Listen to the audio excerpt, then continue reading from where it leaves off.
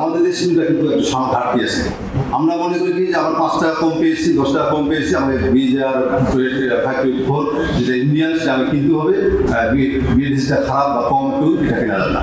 আমাদের ওই জায়গায় উত্তোলন করতে হবে, দেশপ্রেমটাকে অনেক জাগ্রত করতে হবে। আমরা কেন অন্যখানে ডিপেন্ডেন্ট হবো?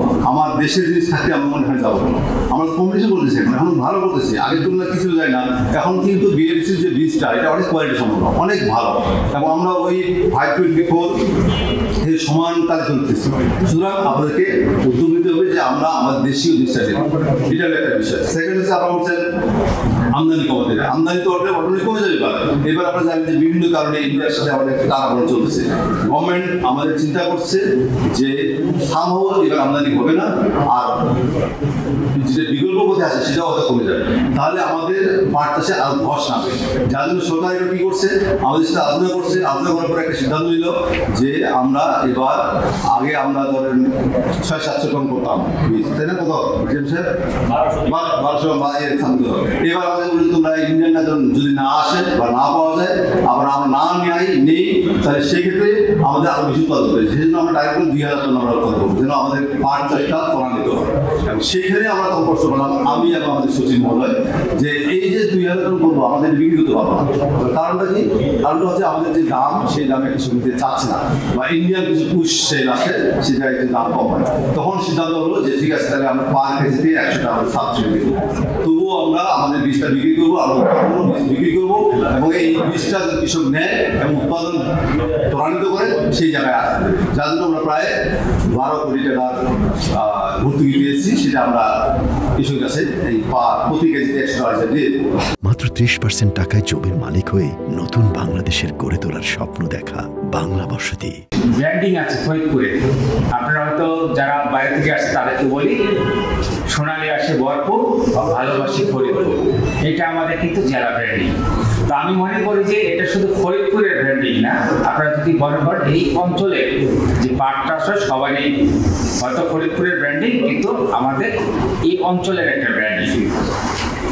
তো সেই কারণে ফরিদপুরে যদি আমরা ধরি যে ফরিদপুর এবং এই অঞ্চলটা একটা এগ্রিকালচার বেল্ট, এবং এই অঞ্চলে প্রধানত যে দুটি ফসলের উপর মানুষ বেশি ডিপেন্ডেন্ট, সেটি আমাদের বিশেষ করে ফরিদপুরের একটা হচ্ছে পাট আর একটা হচ্ছে পেঁয়াজ। এই পাট যদি আপনার হচ্ছে যে ভালো মানের এবং উচ্চ ফলনশীল পাট আপনারা চাষ করতে পারেন, সেখানে একটি বিষয় আছে যে ভালো বীজে ভালো ফসল। এখানে কিন্তু ভালো বীজের দরকার। আমরা এবছর বিশেষ করে আমরা যদি প্রিন্ট এবং ইলেকট্রনিক মিডিয়ার সংবাদগুলো দেখি, আমি দেখেছি এখানে আসার আগে খুবই পজিটিভ নিউজ।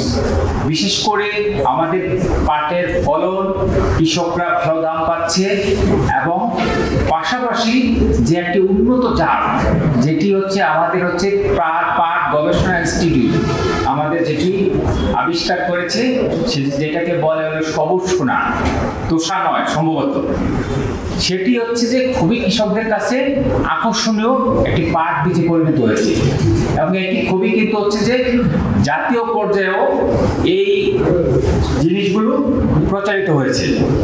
আপনারা চাইলে খুশি হবেন যে এই ভালো মানের বীজ পাওয়ার জন্য আমি আমাদের যারা যে ডিসিস কনফারেন্স, যারা কৃষকদের যে সম্মেলন হয়, সেই সম্মেলনে কিছু প্রস্তাবনা থাকে।